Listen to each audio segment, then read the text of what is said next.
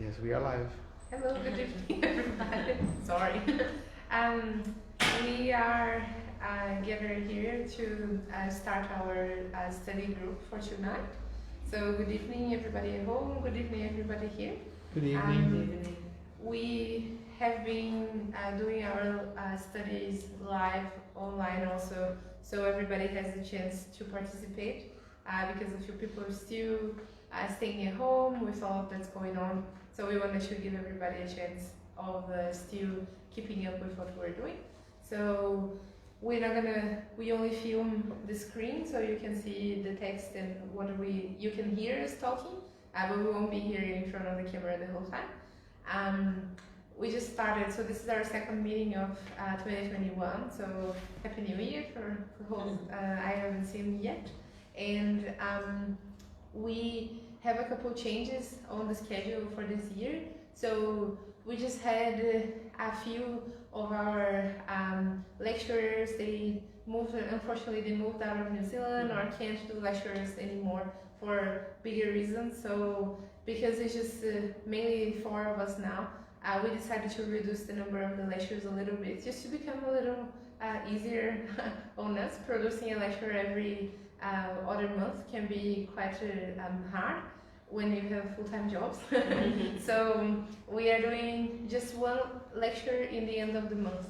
So because we know that a lot of people like to come for the Portuguese lectures, we are going to keep doing one lecture in Portuguese, one in English, one in Portuguese, one in English. So every other month the lecture will be in Portuguese and every other month in English, and we're going to do it in the last Wednesday of the month.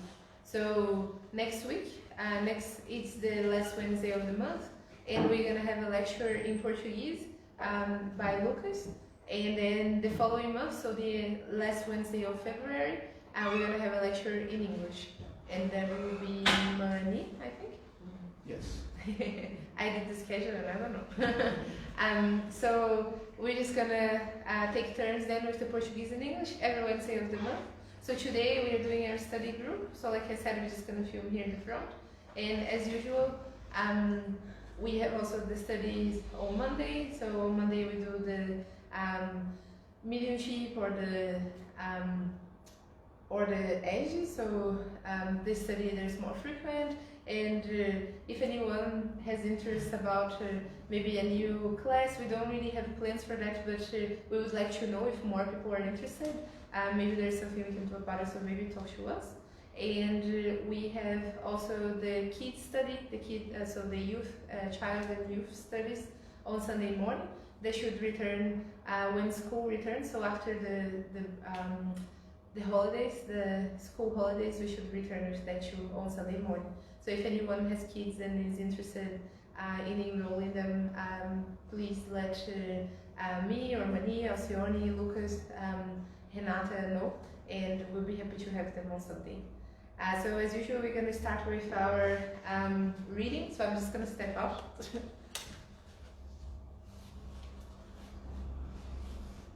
So we're going to read from the Christian book, which is Christian Agenda. Christian Agenda, which is Agenda Cristã,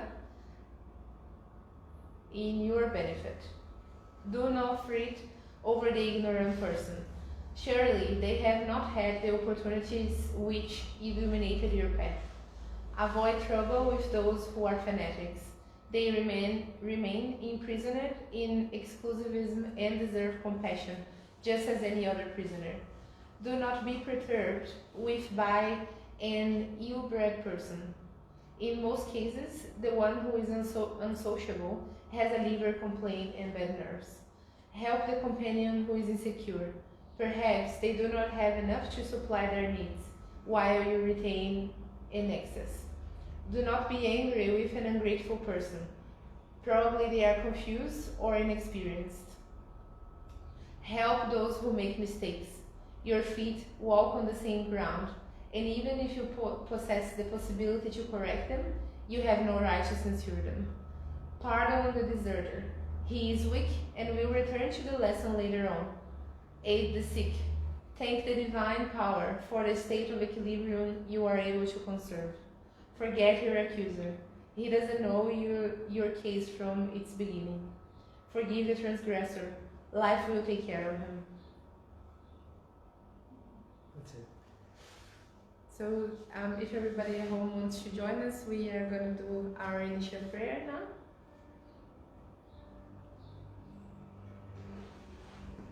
So we thank you, friends here disincarnated, friendly spirituality, for being here present tonight, not only on this room, but also joining those at home studying with us. We thank the mentors of this group for always being present, not only in the moments that we are here physically present, but also with the support in our meetings, in moments that we make decisions, in our sleep. I'm sure a lot of our intuitions and decisions towards the group come from you, from your guidance. We thank Jesus, our brother, for always being present in our lives. When we are reunited in your name, we can always feel your presence. We thank God for the opportunity of being here, studying together, but also of the opportunity of this incarnation, of being here on earth at this time of transformation, at this time of progression, that we are all learning together through suffering or through love. We thank all of those who are here physically present or accompanying this study through home, that we may have a very fruitful session together, and that we leave here today a little better than we entered, that we might have our hearts and minds open to the knowledge that we are about to receive, and that we may live to apply this in our lives. We thank you, and so be it. Good. Sorry, I'm going to play the game.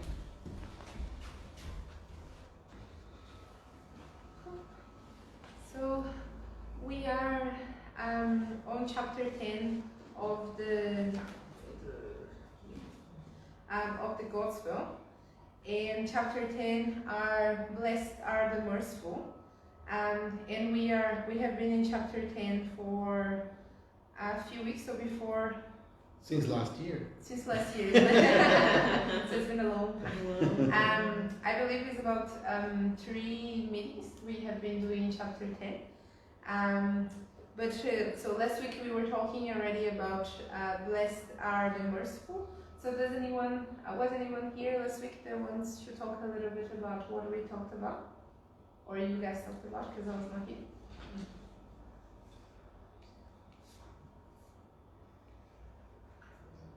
Who was here? You have the list there. Well, I won't call you guys by name, but I know who you are. Yeah, it's basically talking about forgiveness. You know how important forgiveness is. Previously, in this chapter, we talked about we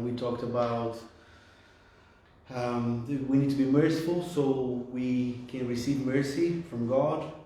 We also talked about the importance of trying to reconciliate with our adversaries or our enemies or people that we don't get along with during we are in this life before we pass on to the other life, because as we know, death does not end feuds or troubles with other people. While we are living, it would be much easier to get along and try to reconciliate before we go to a different spiritual reality. But last week we pretty much talked about how it's a message and a warning for us not to look for the speck in our neighbor's eyes when we have a plank or a beam in our eyes. How sometimes we project, as it was pointed out by a psychologist of our group, that sometimes we project our imperfections into other people, even if it's on a subconscious or unconscious level or subconscious level. We project our vices, our bad inclinations, our desires, that sometimes we don't even realize that we have them. But if we notice on other people, it is something that is in us, even if it's deep inside that we don't even know. Yeah, because if it was something that was not important to you, you wouldn't notice. you wouldn't even pick it up. So sometimes a lot of ways to find out our weaknesses is how we judge or how we see the weaknesses of other people. That includes family, relatives, co-workers, study people, anyone around us, celebrities, yeah, people that we see around us, people that comments we see on Facebook or any other social media. Because if it's something that is bothering us, it's because we have that in us somewhere. Or it takes one to know one, isn't it? Yeah, it takes one to know one. So I think that's where we stopped. And also there was another passage that's talking about that it's important to, when Peter asked Jesus if it's enough to forgive 7 times, and then Jesus replying that no, you have to forgive 70 times 7. And I think from the number 14, the Spirit will further explain what Jesus wanted to, what he meant when he says 70 times 7. Is that really 70 times 7, or is it just a figure of speech? Yeah? So I think that's kind of what we talked about last week. Yeah. So just the end of what you talked probably was that very known part about not throwing throw the first stone whenever seen. So expect to forgive people so you can be forgiven also. So yeah, thank you. So yeah, this was in a glance what we talked about last week. So this week we're going to start on number 14, talking about forgiveness of offenses. Does anyone want to read? I can read. Do you want the book or read? No, it's fine then. Thank you. Forgiveness of offenses. Number 14. How many times should I forgive my brother or sister? Not 7 times, but 70 times 7. This is one of Jesus' teachings that should strike your minds the hardest and speak to your heart the loudest. Compare these words of mercy with the prayer so simple, so concise, and so great in its aspirations, which Jesus gave to his disciple, and we'll discover the same thought. Jesus' righteousness per excellence responds to Peter. You shall forgive without limits. You shall forgive every offense as many times as it is committed against you. You shall teach your brothers and sisters that forgetfulness of self, which makes them invulnerable to attacks, evil behavior and insult. You shall be meek and humble of heart, without even measuring out kindness. In short, you shall do for others what you would want your heavenly Father to do for you. Has he not forgiven you often? Does he count the number of times his forgiveness has descended to wipe away your wrongs? So listen to Jesus' answer, and like Peter, apply it to yourselves. Forgive, being indulgent, charitable, generous, even lashed with your love. Give, because the Lord will repay you. Forgive, because the Lord will forgive you. Abase yourselves, because the Lord will lift you up. Humble yourselves, because the Lord will sit you at his right hand. Dearly beloved, go study and comment on these words I am addressing to you on behalf of the one who, from the heights of the heavenly splendors, always watches over you and continues with love the ungrateful task that he began 18 centuries ago. Therefore, forgive your brothers and sisters, as you yourselves have need of being forgiven. If their actions do you personal harm, it is one more reason for you to be indulgent, for the merit of forgiveness is proportional of the seriousness of the evil.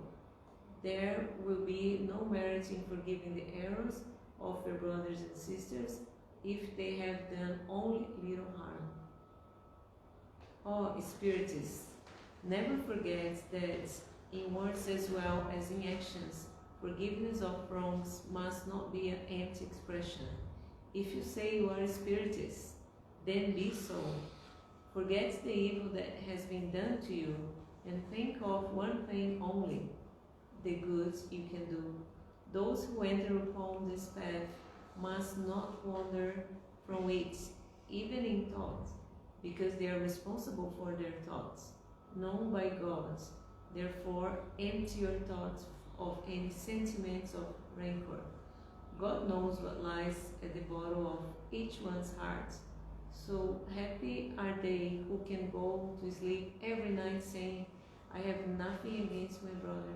Simeon Bordeaux, 1862. Thank you, sir. You're welcome. Yeah, it's really keep talking about we talked last week, and it's a good reminder for us that we all make mistakes. We all also need forgiveness from God, maybe from our brother, from our sister, from somebody. So if we don't forgive others, we can't expect to be forgiving as well. And there was the other thing. Never forget. I think it was a little bit before. Oh yeah, and also touched as well in. I think we need to pay more attention to our actions and our behavior. But our tendency many times is to pay attention on the other behaviors, expecting them to change. And we are the only ones that can change ourselves. So we need to focus on our own improvement, on our own progress, but not pay much attention. I mean, we can see when someone make a mistake and take as a lesson to not make the same mistake. But only God can judge. And if we don't forgive, we're just gonna be carrying this sentiment, negativity with us, and that will end up harming us. So it's a practice, of course, depending on they're saying if it's a little harm, might be easier, but if it's a bigger one, might be harder. Still, we need to try to do our best to get there, and if we try little by little, we will get there. Yeah, as you said, you didn't mention how many times, or even 70 times 7. Just forgive as much as you can, it says. So basically, forgive every day, forgive all the time, because we need God's forgiveness all the time. And forgive as you mean it, not just for a mouth. Yeah, I found interesting where they say that it's not only, what you say, but what you think. So it's forgiven, inside you, because that's what matters. Sometimes people can just pretend they're forgiving, but not really. And that's something that we can fight against, because, the thought comes in our mind and we can take it out. Yeah, I was just gonna add something regarding to this as well, because I think this is the most difficult thing, like to keep vigilant on our thoughts, and like we will be keeping on thinking on that. But I think this is the biggest exercise that we might do. Sometimes you can even pretend that you have forgiven the person or something, or the situation itself, but you keep on thinking on it. You keep on having bad energy on those situations, and you are the only harmed person with that, with your own thoughts. So this is the most difficult part, to keep on vigilant, to keep the vibration in high levels, not to be kept again in the same problems and keep on in circles.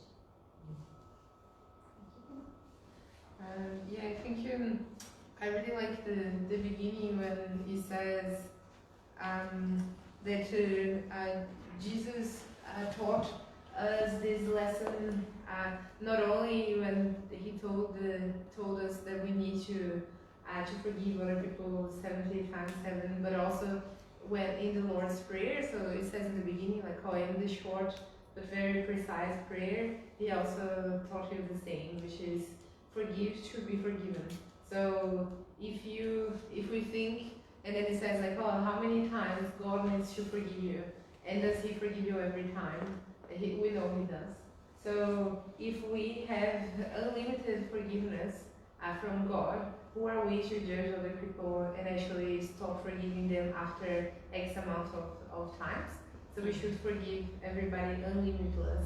Forgive our next one, forgive our neighbors, our brothers or sisters, unlimited amount of times, which sounds like too much.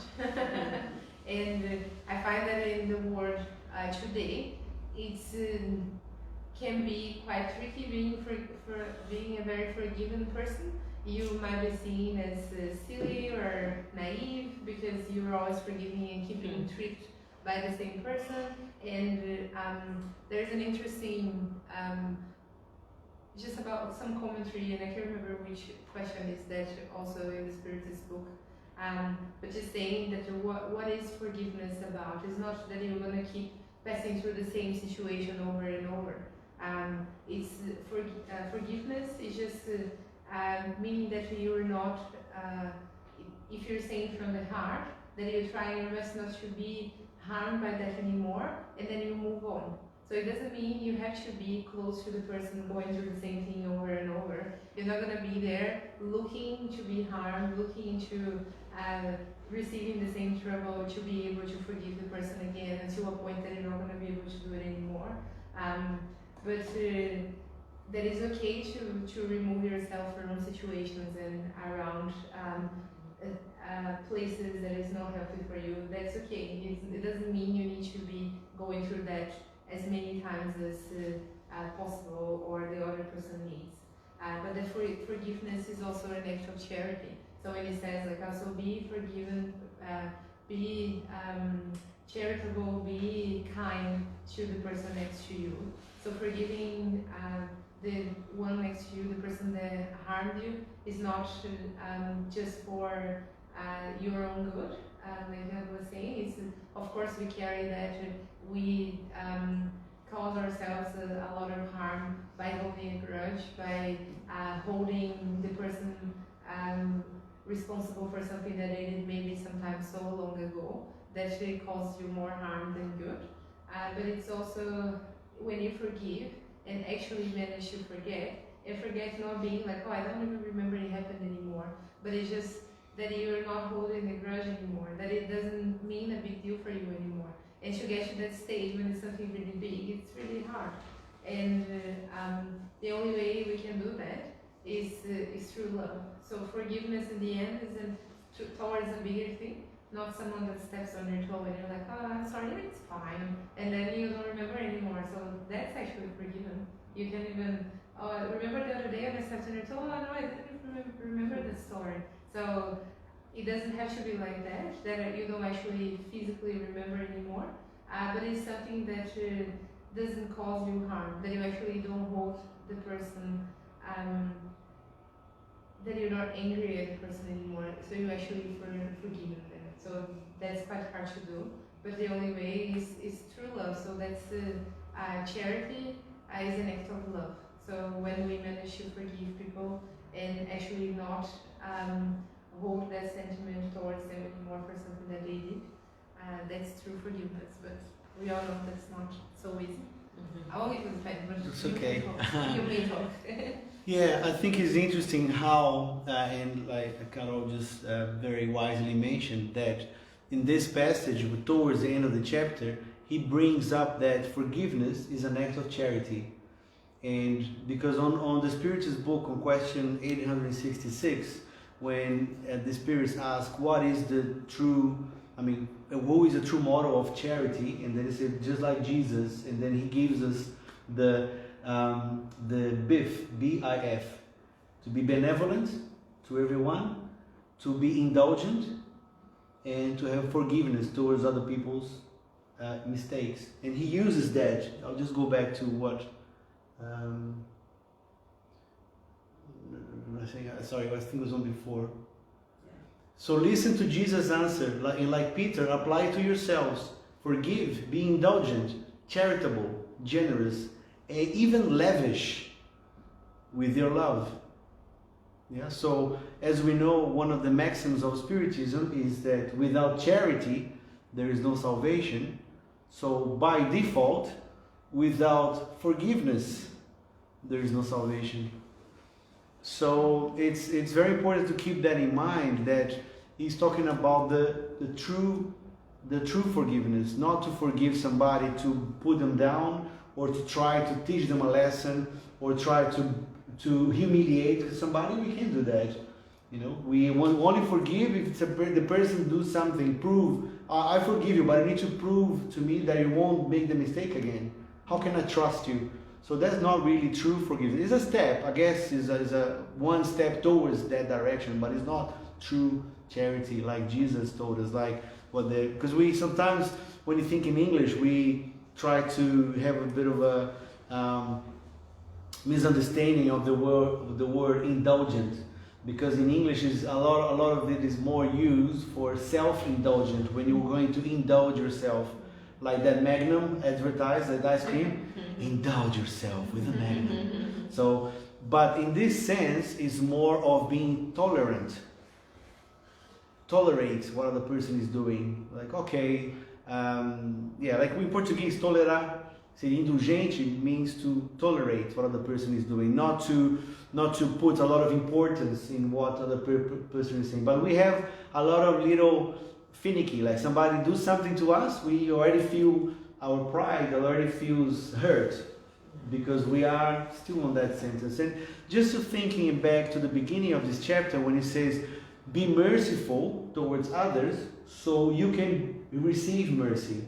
So by being merciful to other people, by default or as a consequence, we are going to be merciful with ourselves. Because if by being merciful to other people, you're going to be receiving mercy.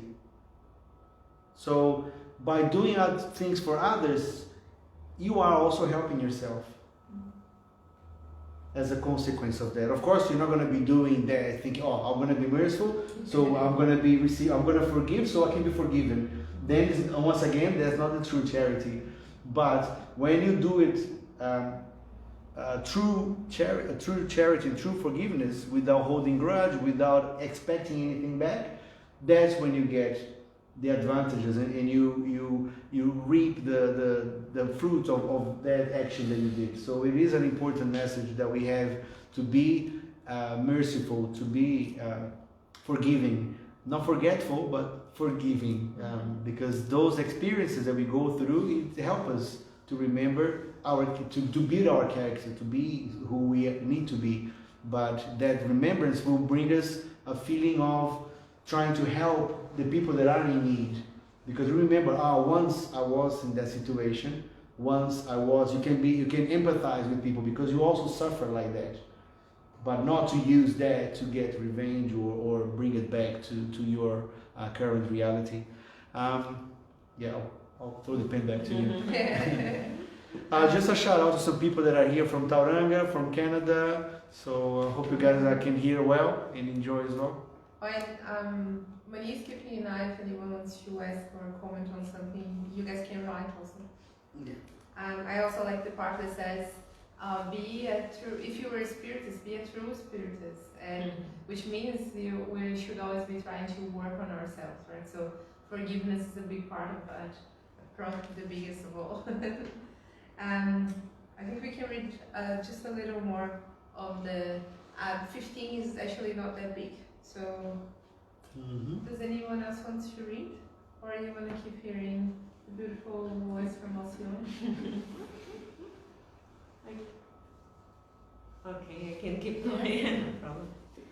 Forgiving one's enemies is to ask forgiveness for oneself. Forgiving one's friends is to give them proof of friendship. Forgiving offenses is to show that one has become better.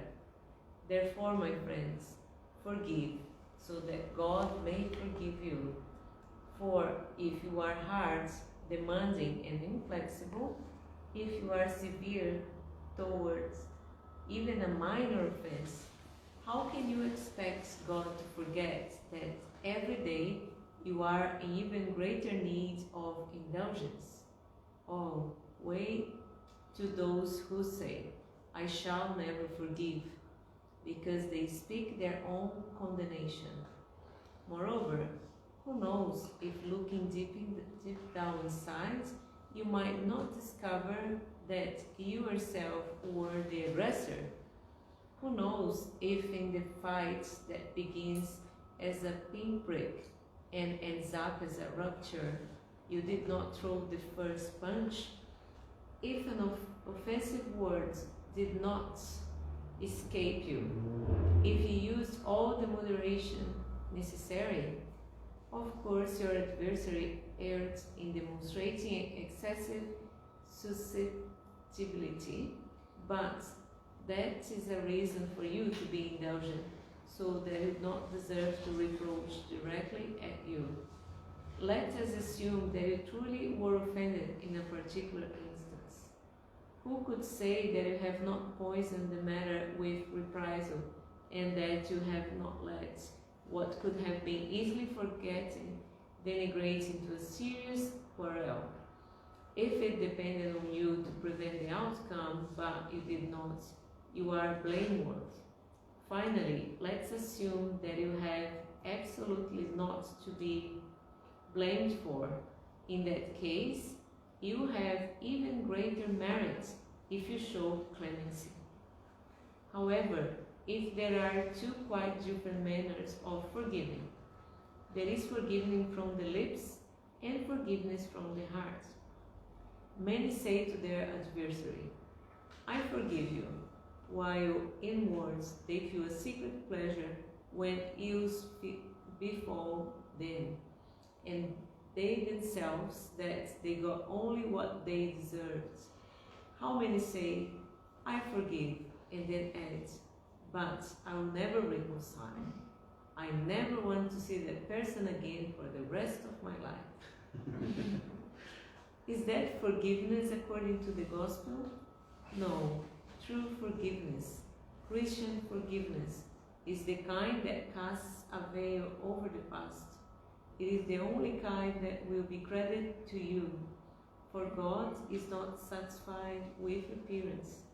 God probes the depths of the hearts and the most secret thoughts. No one deceives him with words and futile facades. The complete and absolute forgetting of offenses is proper of great souls. Rancor is always a sign of low-mindedness and inferiority. Do not forget that true forgiveness is recognized by actions much more than by words. Paul, Apostle Lyon, 1861. Well, Paul himself came to give the message, eh? Wow. Must be important. Yeah. Yeah, so if we're not sure, we need to ask for forgiveness, because who knows, we start the fight, we start the problem, and we'll be doing our part. So it doesn't matter if the other person will not be sorry about what they did, or if they don't care what about happens. The important thing is for us to get rid of this negativity and fully forgive from our hearts. And yeah, it's not only from our lips, it's not only saying, it's really what is in our minds, what is in our hearts. And sometimes people will think that we forgave them, but only God will see actually, and we will know if we did forgive somebody or not.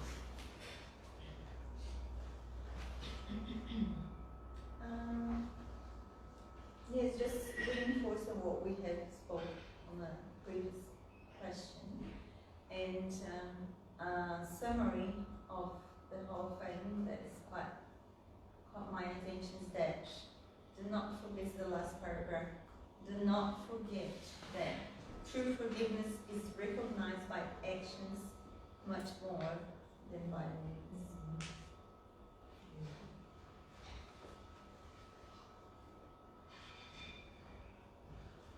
I find it so interesting the part that says that we can't also forget that whatever people do or did to hurt us, it came from somewhere. It was not out of the blue. So how do we know for sure that we have no part of what happened? So it's very small of us to think the person hurt us because they wanted. Whatever happened in your relationship with the person before that is also part of how it culminated, how it, of what ended up happening that someone or everybody got hurt. I think when I was reading, it made me think of an example. When I was younger, I had this idea of a relationship that someone cheated on the other person, that would be unforgivable. You could never forgive something like that. How would you trust the person again? How could you forgive? And then as I grew up, I started noticing that a romantic relationship or any kind of relationship is way more intrinsic than that. There's so many factors that go into that. So maybe that was a final act that came after many, many years of unhappiness, and the couple were having so many issues before, and it turned out that it happened. But how can you say for sure, especially if you're outside, that is the person that actually did that fault, and it's only that person who carries the blame, and the other person will never forgive them, but they hurt them so much more before that happened. So it's really, really, and I find that it's quite spot on when it says like only small-minded people and very petty people hold grudge against other people, because if it is something that hurts you a lot and you cannot forgive, and you walk around saying, I will never forgive you, you shouldn't be saying that proudly. And so many people say that with their mouth full, like, oh, I'll never forgive, I have the biggest memory for this, I have a blacklist, and like it is... Black book. Yeah, black book, exactly, to be proud of. It's horrible. It's like so much more going on in our lives that we can get attached to. You don't need to carry that with you. So if it matters that much to you, we should take this to therapy and talk about it and see why it matters so much and why we cannot let it go. So like Manny said in the beginning, we see in the other person the weaknesses that are inside of us. So if it matters so much, we need to figure out why, so we can learn how to let it go and carry on with our lives, and we'll be better for everybody. If we understand also the part we have in the other person's life or in the situation. So recognize the part that we had on it, and obviously the hardest part, letting it go. But it is a process, and it is very hard, but it's the only way we can keep evolving, is that if we keep seeking the progress. So seek a way to forgive the other person for whatever they did to us. It's a way of evolving. Yeah, I think that's the beauty of Spiritism and the tenets or the principles that it brings us, reminding us that we are eternal beings, also reminding us that we are all connected. Yeah. So if we stop ourselves from reconciling with someone or working out our differences and working out the past mistakes that, like Carol and Ross in the text showed us, that maybe we started, we don't know. Maybe we started with something small, and then the argument or the discussion becomes so big that you forgot how you started. Yeah, it happens sometimes. You start fighting, arguing, then you start talking about something that is nothing to do with what you started, the little arguments. But the important thing is to remember that we are immortal beings and we are connected to everything around us, either by love or by vengeance as well. So when we, coming back to the part of this chapter when it says to us to reconcile what we are living, because if we still disincarnate with that idea, I will never forgive that person, guess what? You will not gonna die, that person's not gonna die, you're gonna feel connected somehow to that person, because deep inside your conscience, you know that you are supposed to be brother and sister. And once we disincarnate, our awareness, our feelings becomes much stronger, and we can be entangled with the sea of emotions that can last reincarnations, can be origin of obsessions. How many instances when we are on a mediumship, we can see this through books of André Luiz, or even Heaven and Hell, when spirits are communicating and they say, I hate him, I hate her, I want to kill him, communicating, and then we have to calm the spirit down, try to make him realize that there is no death, and you can't kill somebody that that is. It becomes harder because you are entangled with that situation very much more, even more emotionally than when you are incarnated.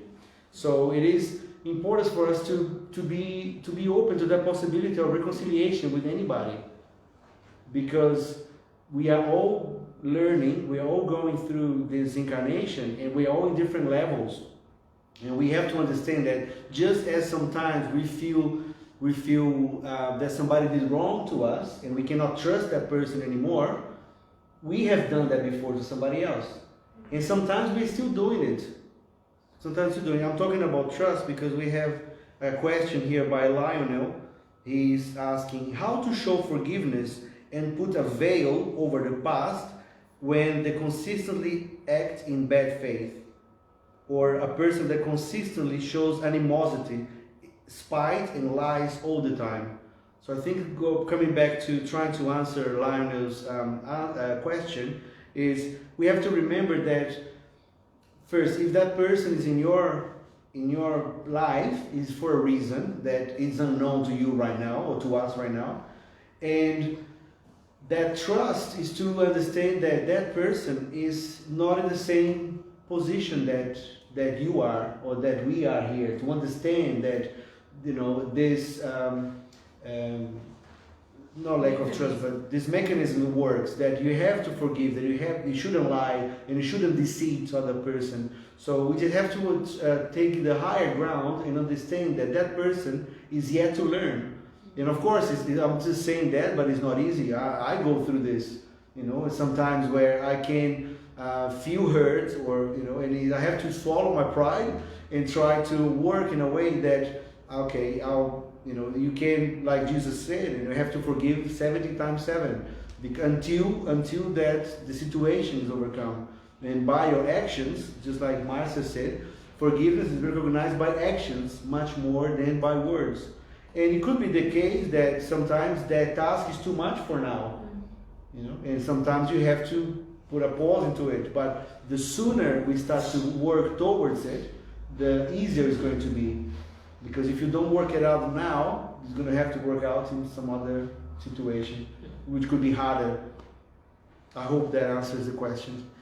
And I think also forgiving this person, especially if it is a person, like you said, that is close to you and it's going to remain close, it's also knowing the person's limitations. So if you have someone that has a lot of difficulty dealing with money, and the money keeps disappearing, you're not going to push them to take care of the cashier. So you need to make decisions for the good of this person and yourself. So we need to know the limitations of who are we dealing with, including ourselves. So, like Mani said, it's okay to have a pause also sometimes to make sure we are thinking clearly and saying the right words, that we are not being aggressive towards other people in the moment of anger. And casting a veil, to me, just means that we are not carrying, holding a grudge towards things that are already past. But it's not necessarily that you're gonna keep giving this person a clean slate. I think we can be smarter than that. We can work together on top of what already happened, so it doesn't happen again if we can avoid it. But we are ready for forgiving them for what happened. So you can carry on being close to that person or as close as you can without judging them and trying to help. But not necessarily means you're gonna forget about everything and trust them, close your eyes and trust it and help it until it crashes and burns and everybody gets hurt. So we need to learn how to work together with our weaknesses and always respectfully and loving. There was just another example before we go to the other reading, because I know we are going through time. Just coming back to forgiveness and trust, once again coming to another principle that Spiritism teaches us, that we all have a spiritual guide. From the moment we are born in this reincarnation, we have a guardian angel, a spiritual counselor, whatever name you want to call it. It is a spirit of a higher degree that is somehow responsible, not for our actions, because we are all responsible for our own actions, but responsible to counsel us, to advise us, to give us. And I can guarantee that we put them through a lot of distrust, because we ask for their counseling us, giving us good advices, good indications, good inspiration of what to do and what not to do. But at the end of the day, we have our free will. We can choose if we're going to follow their advice or not. And due to our moral condition, we don't follow their advices. Most of the time, we don't, right? Yeah. And we know that because sometimes we find hard to sleep. Just like you saying that sometimes you put your head down to sleep and you know you did something wrong.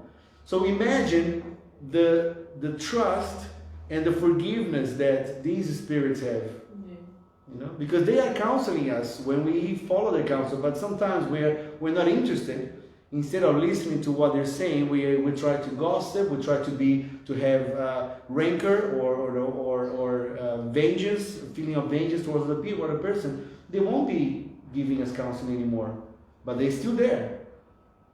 You know, they forgive us, but do they trust us? Yeah. Until the moment where we prove ourselves, they're going to start to trust us again. So I think that's something that kind of came to my mind thinking about that question from Lionel about forgiveness and trust. Yeah. I think it's kind of the same. Like we have this guide that is with us, but sometimes we are not worthy of this trust.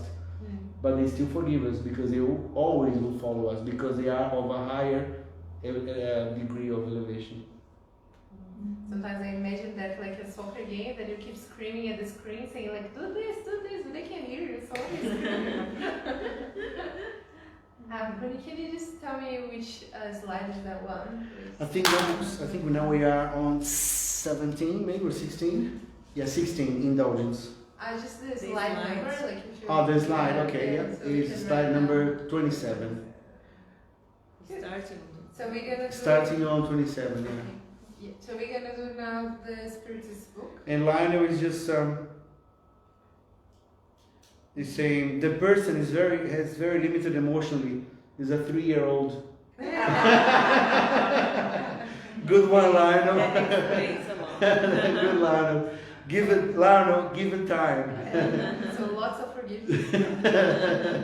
Come and tell us when they're 13 if you get easier. Yeah.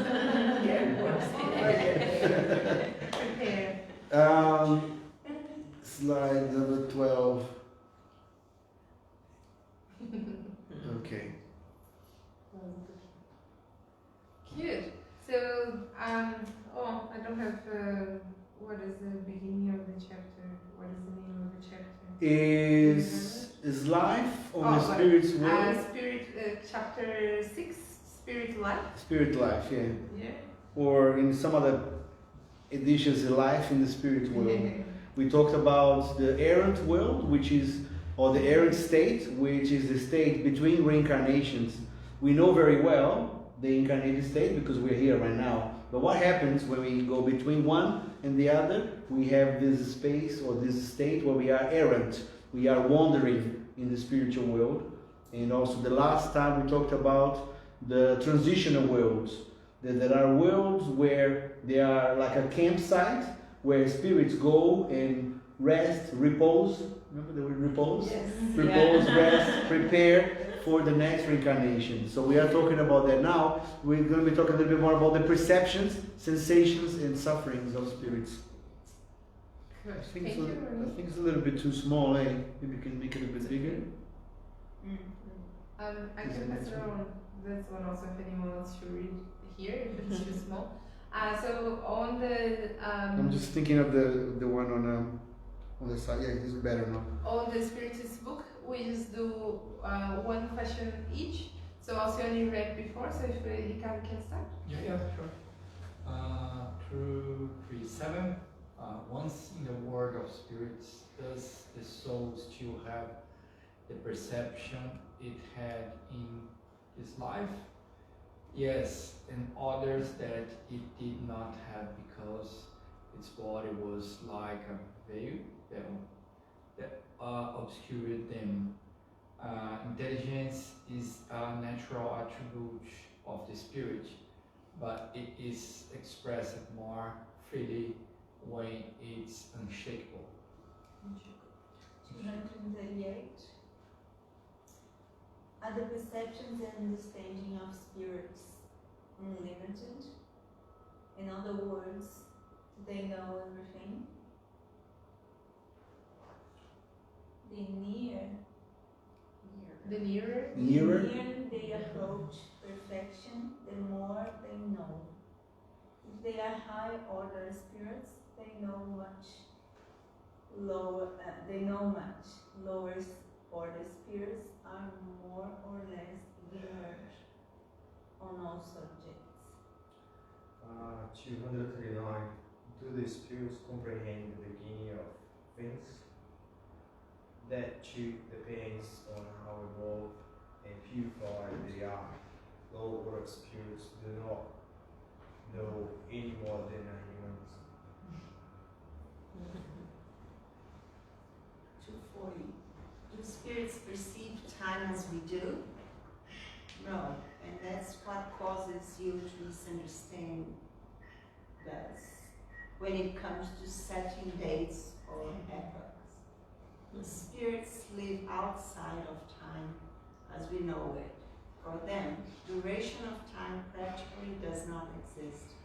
The centuries that are so long to us are to them only instants that disappear into eternity, in the same way that the unevenness of the ground would fade and disappear to someone eyeing space. 241. Do spirits have a more correct and precise idea of the present than we do?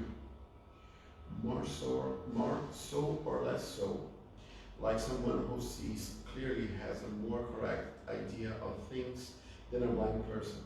Spirits see what you do not see, and they judge differently than you. But once again, it depends on how evolved they are. I think Shall we do can, it? Yeah. just a little comment. Is there any words that we don't understand? Yeah. Unshackled? Unshackled. I find I've such a read good word. Unshakable. So unshackled is like when you shackle an oyster, take it out of the shell. That's the word you use for when you do oyster. Yeah, It's quite and shackles, it actually comes from like when you remember the prisoners, they have like that ball in the chain. That's a shackle as well. So if you are unshackled, it means you are free. Yeah. So when you unshackle the oyster, you're taking out of the shell. Free it actually. Free, Well, yeah. that So doesn't that's what it sound means. right. Unshackled. Yeah.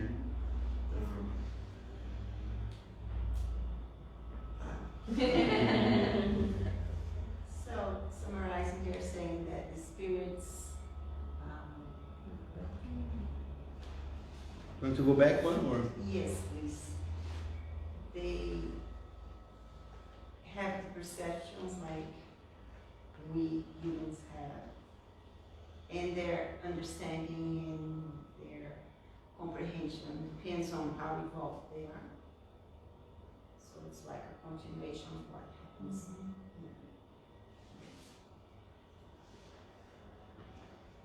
Yeah, it's, as we know, is a continuation of our lives in humans.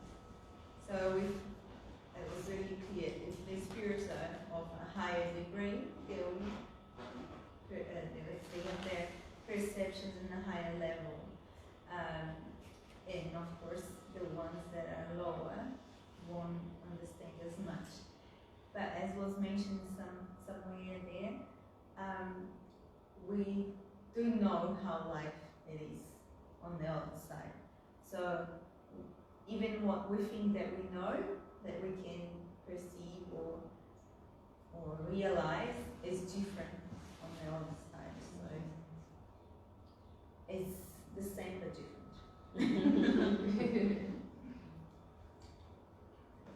I'm just trying to imagine how to live without the time.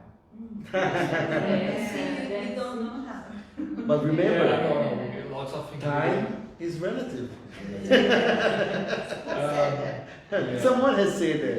Yeah. So one of us understood. Yeah, just like, of course, lots of things we're gonna learn when we become spirits again and again and again, but it's kind of difficult to understand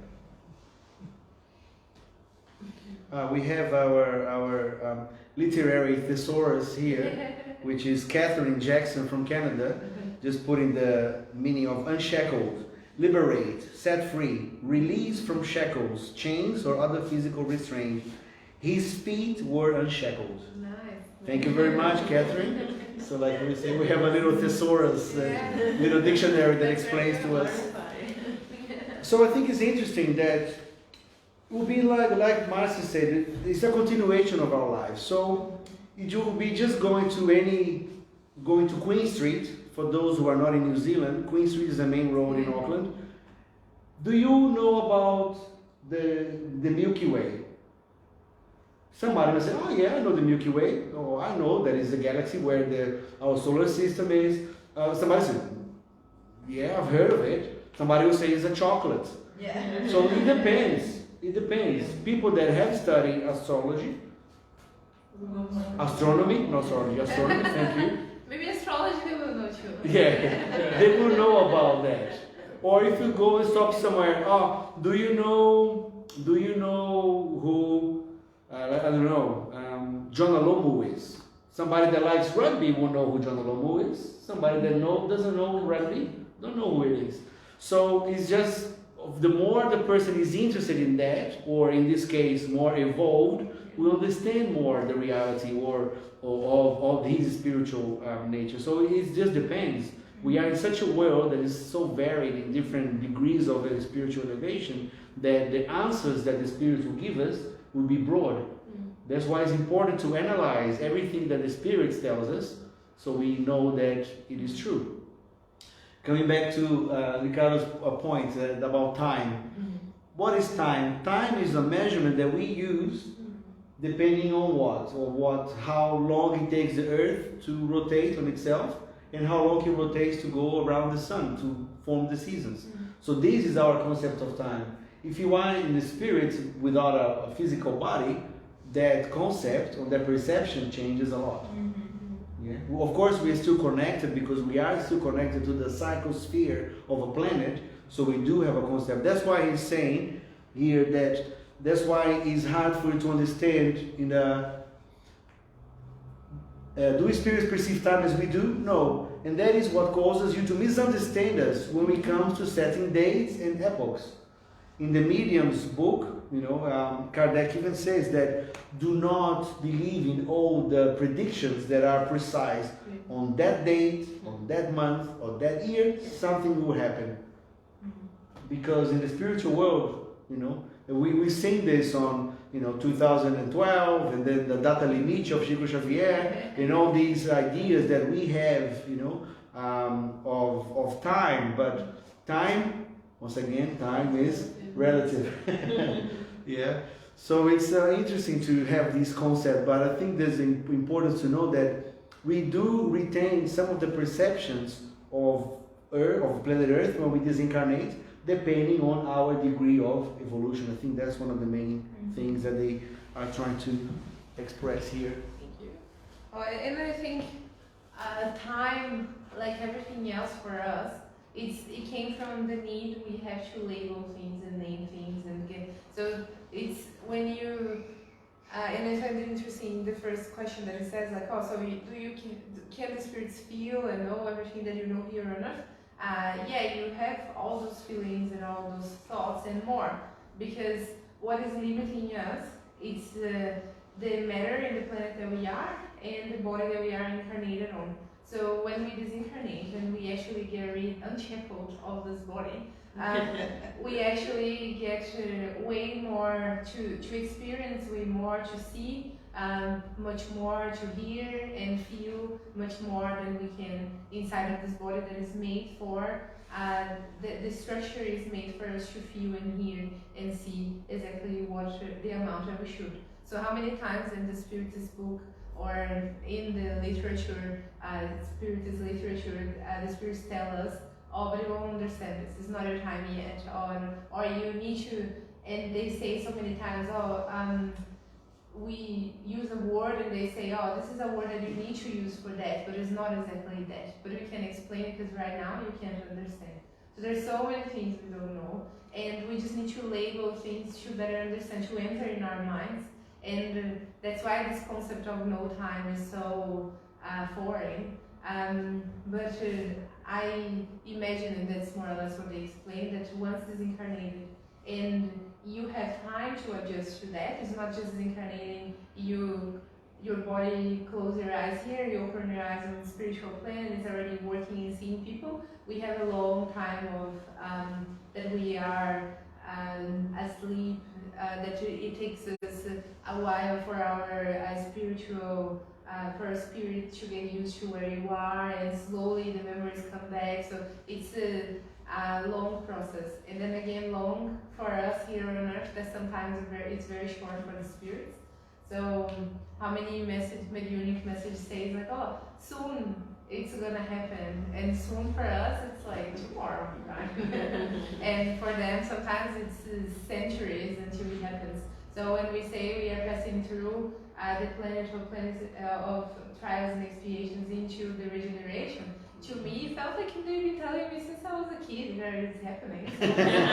Oh, it's still happening. Yes, it's been 25 years I'm hearing this.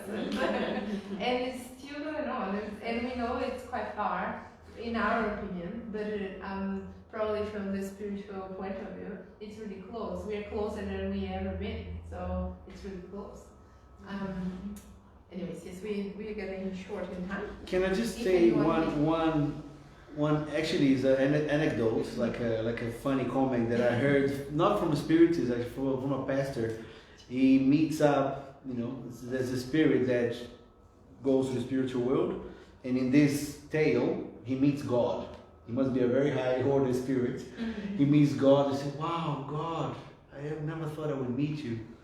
I have so many questions. Okay, I can give you 2 answers. You can ask me 2 questions. Wow, you must be really old.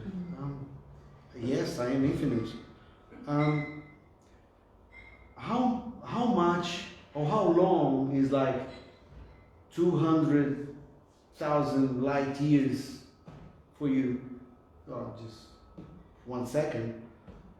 Oh wow, you're so almighty. You must be so rich. How much would be for $1 billion for you? Oh, for me that's 1 cent. Oh, and I know you're so loving and giving. Can you give me 1 cent? Just wait 1 second. Yeah, so this is something to lighten up our thoughts. Just that time is relative. We are still very in the beginning of our spiritual journey. We are just in the second level of planetary transformation. We are still going to the third. We're still very low, inferior spirits to where we need to be. So we still have 1 second to go.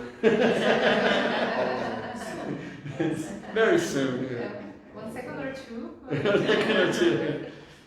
Yeah, so it's we're gonna read more next week, but it's just talking about now perceiving time. So we'll talk about how the spirits perceive future and past and present from their own. So next week we have the lecture, but the following week you can meet me here to see what else comes next.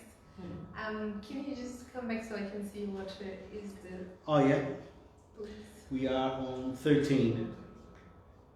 It's easier when we have to So find next it. week will be from 14th. Sorry, Yeah, 14th. Okay. 14th. Yeah. Good. So we are gonna move into the end of our meeting, and Sure. Yeah, well, I guess we can keep them. People are participating, I guess, so we can. do you want to do the spiritual treatment individual, because it's just the three of us and 5 of them. That's fine. Yeah, we can do Yeah, that. so we can do the individual spiritual treatment. So one of us will touch on the shoulder when it's time. But first we're gonna vibrate together. So I invite you at home also to vibrate with us, and we are gonna sit comfortably in our chairs and try not to keep our minds so full with all this knowledge that we try to observe here today. We take a deep breath and let the air go. And this air is leaving our body, also letting our body go of the anxiety and the stress of this week. Letting it go of any heavy burdens we have been carrying so far. And when we inhale, we observe all the good energy we created here tonight. We observe love and forgiveness, our main topic, that we may feel the hug, the forgiven hug towards ourselves, that we may feel ourselves embracing our minds and bodies, souls, forgiving us for the steps not taken, for the mistakes made, for the people we hurt, for when we hurt ourselves, that we may continue from now on without being too hard on ourselves, that we can embrace our inner child when the innocence was abundant in our bodies,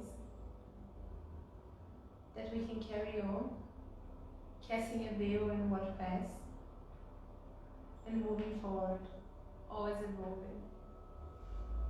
And this forgiveness can extend to other people, that we might be charitable towards those around us, and that we take this time of vibration to think of those who have hurt us, or that we might have hurt, and we vibrate towards those people for a moment while we carry on with our individual spiritual treatment.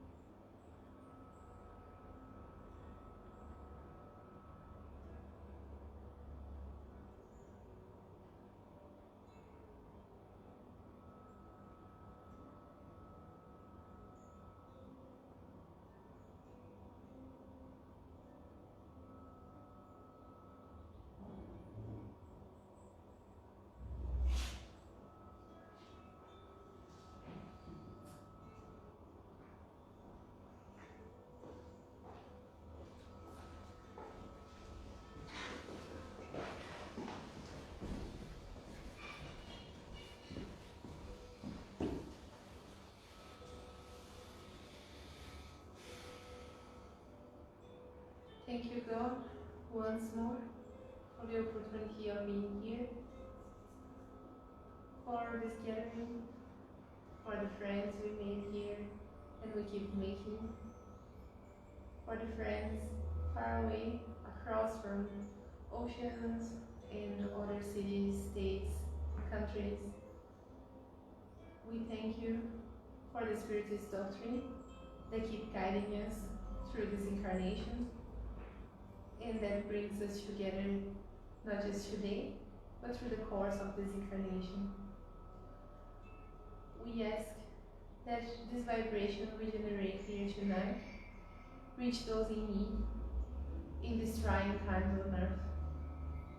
That not only in this country, but in all the corners of this earth, where people are passing through physical pain or deep sadness, spiritual loss and pain, that all those people receive this healing energy and receive this amazing hug we send towards those suffering spirits.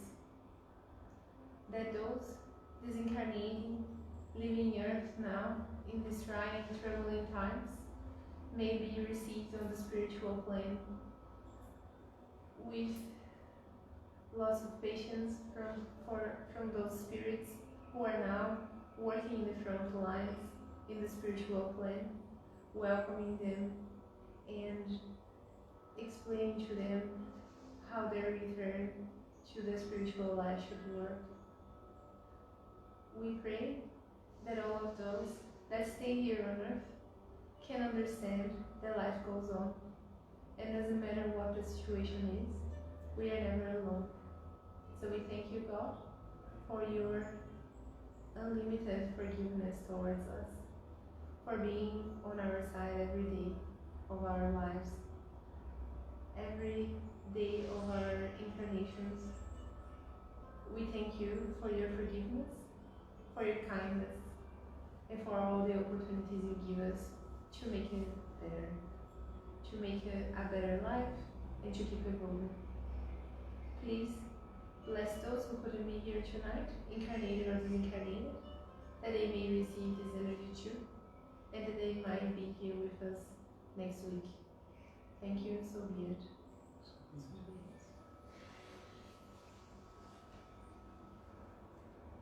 Thank you, online friends. We will see you next week for the lecture. And for those staying, you can have the water before we leave. Bye bye.